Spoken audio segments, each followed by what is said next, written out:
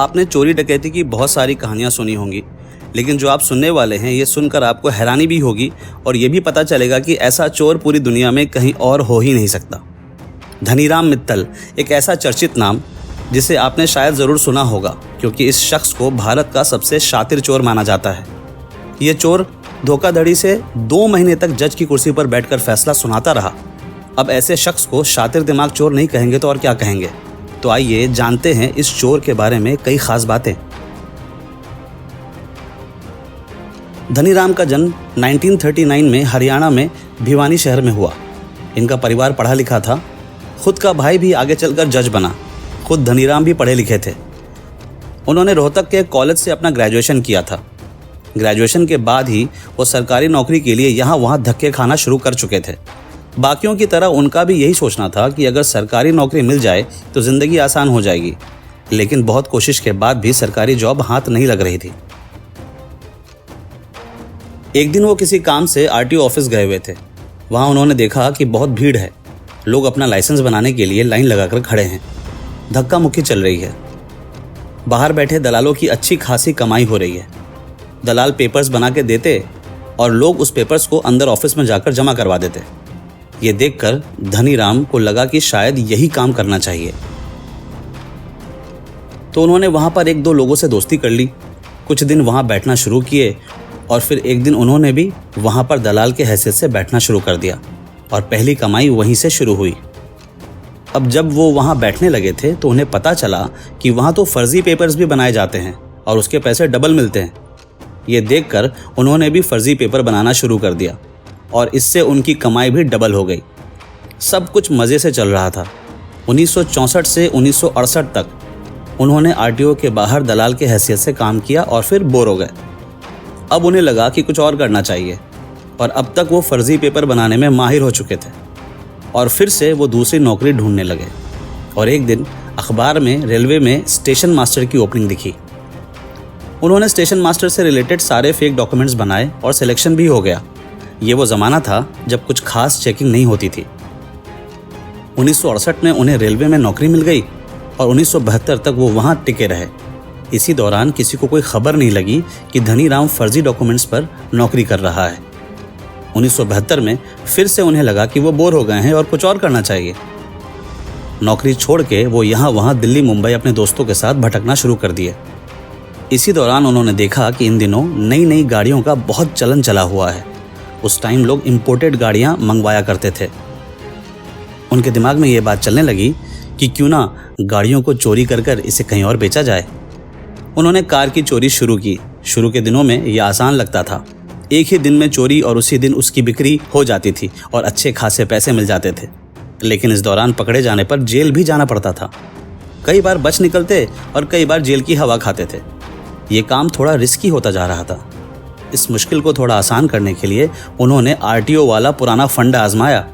वो fake papers बनाने लगे। गाड़ियाँ खुद चुराते, कस्टमर्स भी खुद ढूंढते और गाड़ियाँ ऐसे बेचते जैसे कि वो गाड़ी उनकी खुद की हो। ये सब फेक डॉक्यूमेंट्स के बलबूते होता था। इसमें पकड़े जाने का खतरा कम था। उन्होंने सैकड़ों गाड़ियाँ चुराई और अब तक वो 94 बार जेल जा चुके थे। बार बार जेल आने जाने के समय उन्होंने देखा कि वकील और पुलिस की अच्छी दोस्ती होती है। उनके दिमाग में आइडिया आया। उन्होंने चोरी छोड़ देने का सोचा और वकील बनने का सोचा। हालांकि वकील बनना इम्पॉर्टेंट नहीं था, उन्हें तो बस वकील वाले स्किल्स चाहिए थे। वो जयपुर के लॉ कॉलेज से एलएलबी की पढ़ाई करते हैं और सचमुच के वकील बन जाते हैं। एलएलबी के साथ साथ उन्होंने हैंड राइटिंग का भी कोर्स किया, क्योंकि फर्जी डॉक्यूमेंट्स पर अलग अलग सिग्नेचर्स करना पड़ता था। यकीन नहीं करेंगे आप लोग कि वो ये सब कुछ करके वापस कार चोरी के धंधे में आ गया। अब वो चोरी करता और पकड़े जाने पर अपना वकील खुद बनता और शार्प माइंडेड होने की वजह से जेल जाने से बच भी जाता। एक बार की बात है, किसी केस की वजह से वो अदालत में बैठा था। जज ने देखा और कहा कि क्या बार बार चले आते हो, निकलो यहाँ से, जाओ बाहर।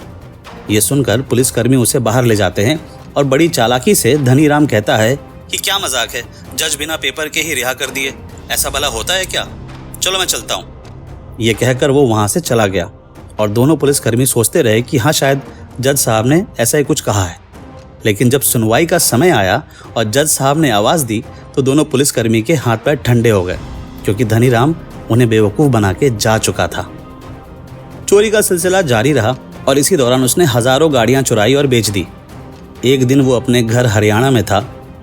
उसने अखबार में खबर पढ़ी कि झाझर डिस्ट्रिक्ट के एडिशनल जज पर करप्शन के आरोप हैं और इसी वजह से उन पर कार्रवाई की जाएगी। ये देखकर धनीराम के माइंड में एक प्लान बन गया। वो झाझर गया और 2-4 दिन इस टॉपिक से रिलेटेड सारी जानकारी हासिल की। पूरी जानकारी मिलने के बाद उसने एक लेटर टाइप किया और झाझर कोर्ट में सबमिट किया। एक सेम लेटर उसने कोर्ट इंचार्ज को भी भेजा। उस लेटर में लिखा था कि जो एडिशनल जज हैं उन पर आरोप लगने की वजह से उन्हें तुरंत छुट्टी पर जाने का आदेश दिया जाता है और जब तक कार्रवाई पूरी नहीं होती वो कोर्ट नहीं आ सकते। इस लेटर को सरकारी पोस्ट ऑफिस से भेजा गया और उस पर रजिस्ट्रार की सील और सिग्नेचर भी थे।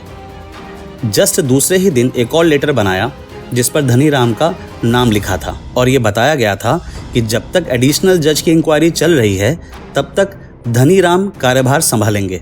बस इतना सा था कि लेटर पहुंचते ही अगले ही दिन धनीराम पहुंच गए जज बनकर झज्जर कोर्ट और कुर्सी संभाल ली। धनीराम को पता था कि कम से कम 2 महीने तक कुछ होने वाला है नहीं। 40 दिनों के अंदर उन्होंने 2470 लोगों को जमानत पर रिहा किया। इनमें से कुछ ऐसे भी लोग थे जिनके गुनाह थोड़े बड़े भी थे। बाकी के वकील हैरान थे कि आखिर फैसला एक दिन में कैसे दिया जा रहा है। कुछ वकील ये मान रहे थे कि जज साहब अच्छे हैं, शायद इसलिए फैसला ऑन द स्पॉट दिए जा रहे हैं, बट यूजुअली ऐसा होता नहीं है। लेकिन उन्होंने बहुत सारी जमानत खारिज भी की थी।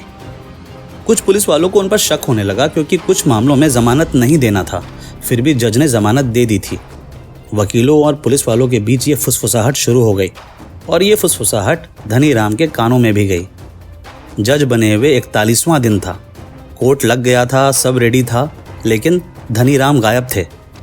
1-2 दिन जब खोजबीन शुरू हुई तो पता चला कि पंजाब या हरियाणा से रजिस्ट्रार ने किसी जज को अपॉइंट किया ही नहीं। ये बहुत शॉकिंग था। जब लोगों ने फोटोज देखे और शेयर किया तो दिल्ली से खबर आई ये कोई और नहीं धनीराम है, जो कि कई मामलों में अपराधी है और फरार है। ये सुनकर झाझर कोर्ट के सभी अधिकारी के होश उड़ गए। 40 दिनों तक वो लोग जिसे सर सर कह रहे थे वो दरअसल एक शातिर चोर था। आखिरी बार धनीराम को जब एक मामले में पकड़ा गया था तब उनकी उम्र 85 साल की हो चुकी थी। उन्हें बेल मिल गया क्योंकि उनकी सेहत ठीक नहीं थी, उनकी नज़र कमज़ोर हो चुकी थी। जमानत के बाद वो कहाँ है, किस शहर में है, किसी को भी नहीं पता। क्या वो आपके शहर में तो नहीं? धनीराम का किस्सा पूरी दुनिया के लिए एक मिसाल है। ऐसा कारनामा आज तक किसी भी देश में किसी ने नहीं किया जो धनीराम ने किया। ऐसे ही दिलचस्प कहानी को सुनने देखने के लिए देखते रहें मिस्टिक टेल्स।